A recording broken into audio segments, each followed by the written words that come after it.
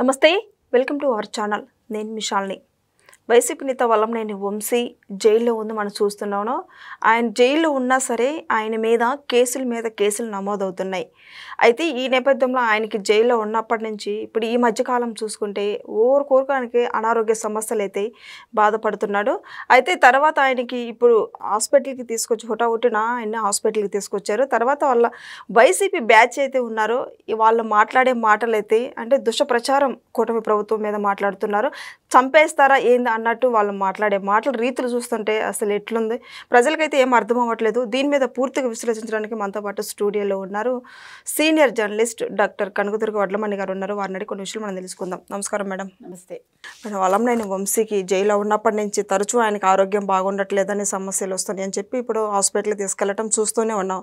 మరి ఈ రోజు కూడా ఒకటి ఆయన హాస్పిటల్కి తీసుకెళ్లారు. ఏంది మరి ఏం జరుగుతుంది? అసలు నిజంగానే ఆయనకు ఆరోగ్యం బాగుండట్లేదా లేకపోతే బయటికి రావాలన్న ఆలోచనలో ఉన్నాడా ఏంటి? ఏం జరుగుతుంది మేడం అంటే ఏం చెప్తారు? అంటే బయటికి రప్పించటానికే ఈ రకమైన మాటలు మాట్లాడతారు. అంటే బెదిరించినట్టు అసలు వంగవీటి రంగా గారితో పోల్చడం అనేది ఒక అప్సర్డ్. అయితే అసలు వల్లభనేని వంశీ అనే వ్యక్తి ఎందుకు వెళ్ళారు జైలుకి? ఏమి సరదాగా తీసుకెళ్ళి పోలీసులు అక్కడ కూర్చోపెట్టలేదు కదా. ఇప్పుడు ఆయన చేసిన తప్పులు ఒక్కొక్కటిగా బయటకు వస్తున్నాయి. ఆ కేసుల మీద ఆయన బెయిల్ వచ్చినా కూడా బయటికి రాలేకపోతున్నారు. ఆయనకి హెల్త్ బాగలేదంటే అనారోగ్యం అనేది ఎవరికైనా వస్తుంది. ఇప్పుడు క్లైమేట్ మారింది, వాతావరణ మార్పు అనేది మనిషి శరీరం మీద ప్రభావం చూపిస్తుంది. ఏం చిన్నవాడేం కాదు కదా, కొంచెం పెద్ద వయసే కదా. కాబట్టి ఈ ఎండాకాలం నుంచి వానాకాలం వస్తుంది కాబట్టి ఆయనకు కొంచెం ఆస్తమా ఉంది కాబట్టి ఆయనకి హెల్త్ చూపిస్తుంది, హెల్త్ మీద ప్రభావం. కాబట్టి అది పెద్ద విషయం కాదు. కాకపోతే ఇది పెద్ద విషయం ఎవరు చేస్తున్నారంటే పేర్ని నాని లాంటి వాళ్ళు. ఇప్పుడు పేర్ని నానిని అడిగేది ఏంటంటే, ముందు మీ లిక్కర్ కుంభకోణం చూసుకోండి. రేపొద్దున మీ నాయకుడు అరెస్ట్ అయిపోతే మీరందరూ ఏమైపోతారు? చిగురుటాకుల్లాగా కంపిస్తారేమో పాపం. లేదు అందరూ చెల్లా చెదరైపోతారా? పార్టీ ఇంకా నామరూపాలు లేకుండా పోతుందా? ఆ విషయాలు చూసుకోకుండా వంగవీటి రంగా టైంలో ఏం జరిగిందో అదే సీన్ రిపీట్ అవుతుంది అంటే నువ్వేమైనా సీన్ రిపీట్ చేస్తావా నువ్వు? అంటే నువ్వేమైనా రెడీగా ఏమైనా స్కెచ్ చేసుకుని కూర్చుని ఉన్నావా? ముందు అతని మాటల మీద ఫోకస్ పెట్టాలి పోలీసులు. ఎందుకంటే ఇతను ఎందుకు మాట్లాడుతున్నాడు, ఇతను వెనకాల ఎవరైనా ఉన్నారా, ఉండి మాట్లాడిస్తున్నారా, లేదు ఈయన ఏమైనా స్కెచ్ వేస్తున్నారా, ఇవన్నీ కూడా. ఎందుకంటే వంగవీటి రంగా గురించి మాట్లాడితే వంగవీటి రంగా సామాజిక వర్గం వేరు, వల్లభనేని వంశీ సామాజిక వర్గం వేరు. పోనీ ఇంకా ఆ రకంగా చూసుకుంటే పేర్ని నానిదిను వంగవీటి రంగాది ఒకే సామాజిక వర్గం. కాబట్టి అంటే ఎందుకు మాట్లాడుతున్నారు మీరు ఇలా నన్ను అడగచ్చు మీరు. అంటే సిట్యువేషన్ అట్లా ఉంది కాబట్టి మాట్లాడుతున్నాం అంతే తప్ప మన కులాలు మతాలు మనకు అవసరం లేదు. కానీ వీళ్ళు అలాంటివి తీసుకొస్తున్నారు. ముందు దానికి ఆజ్యం పోసేదే వైసీపీ వాళ్ళు. ఇవాళ పేర్ని నాని తన బియ్యం కేసు గురించి ఆలోచించుకోకుండా సర్లే ఇంక నన్ను ఎవడో అరెస్ట్ చేయడు, ఆడవాళ్ళని అరెస్ట్ చేయనన్నారు చంద్రబాబు నాయుడు గారు అని ముందు కాళ్ళకి బంధం వేస్తే ఈ బంధాలన్నీ తెగిపోయి మీరు కూడా జైలుకి వెళ్తారు. ఏం కంగారేం లేదు. అంటే ఒక్కొక్కళ్ళ వంతు వస్తుంది, ఈయన వంతు వచ్చేసరికి కాస్త లేట్ అవుతుంది అంతే. ఆలస్యం అయినంత మాత్రాన అవ్వకుండా పోదు కదా, అది ఎప్పటికైనా జరుగుతుంది. అప్పుడు మీ గురించి ప్రెస్ మీట్ పెట్టడానికి ఎవరు ఉండరు. కాకపోతే ఇప్పుడు కనీసం వల్లభనేని వంశీకి మీరు ఒకళ్ళు ఉన్నారు ప్రెస్ మీట్ పెట్టడానికి మాట్లాడడానికి. కానీ మీ టైంకి వచ్చేసరికి ఎవరు మాట్లాడరు. అది గుర్తుపెట్టుకోండి. ఎందుకు అనవసరంగా ఆవేశపడి ఏదో నేను ఉన్నాను అని ప్రెస్లో చూపించుకుని ఇవన్నీ అనవసరం కదా. మీ కేసుల గురించి మీ పార్టీ ఏమవుతుంది, అసలు మద్యం కుంభకోణంలో ఇంకెవరి పేర్లు వస్తాయి, ఆ విషయాలు మీద దృష్టి పెడితే బాగుంటుంది. ఇప్పుడు జగన్మోహన్ రెడ్డికి ఏంటంటే తెలిసి ఎలాగ అరెస్ట్ అవుతాను, సో ప్రజల దృష్టి మళ్ళించడానికి ఆయన ఇలాంటి ప్రెస్ మీట్లు పెట్టిస్తారు. అదేం పెద్ద విషయం కాదు. యాక్చువల్గా మనం పేర్ని నాని మాటలకు ఒక రకంగా విలువ ఇవ్వక్కర్లా. కానీ ఎందుకు ఇవ్వాల్సి వస్తుందంటే ఆయన వంగవీటి రంగా గారి పేరు ప్రస్తావించారు కాబట్టి ఇప్పుడు వంగవీటి రంగా పేరు ఎందుకు వాడుతున్నారు? ఈయన ఏమైనా జైల్లో ఏమైనా స్కెచ్ వేయిస్తున్నాడు ఆయన అంటే వల్లభనేని వంశీ ప్రాణానికి ఏమైనా ముప్పు ఉందా? అది వైసీపీ వల్లే ఉందా? ఇప్పుడు వైసీపీ వాళ్ళు కూడా ఇప్పుడు మళ్ళీ జగన్మోహన్ రెడ్డి వెళ్ళి మళ్ళీ పరామర్శించలేదు వల్లభనేని వంశీని, మనకు తెలుసు. అది ఎందుకు పరామర్శించలేదు మరి అంటే ఒకదాని మీద ఒకటి కేసులు వస్తుంటే ఆయన భయపడుతున్నారా? ఇప్పుడు ఇవి కూడా దొంగ పట్టాలు ఇవ్వడం వల్లే కదా, పంపిణీలు చేయటం వల్ల నకిలీ ఇళ్ల పట్టాలు. కాబట్టి చిన్న విషయాలు కాదు కదా. ఇప్పుడు పోనీ ఏదో తప్పు చేశాడు, ఏదో హిట్ అండ్ రన్ను అలాంటివి అనుకుంటే అది వేరు. ఇది ఒళ్ళు దగ్గర పెట్టుకుని చేసిన పనులు కదా ఇవన్నీ.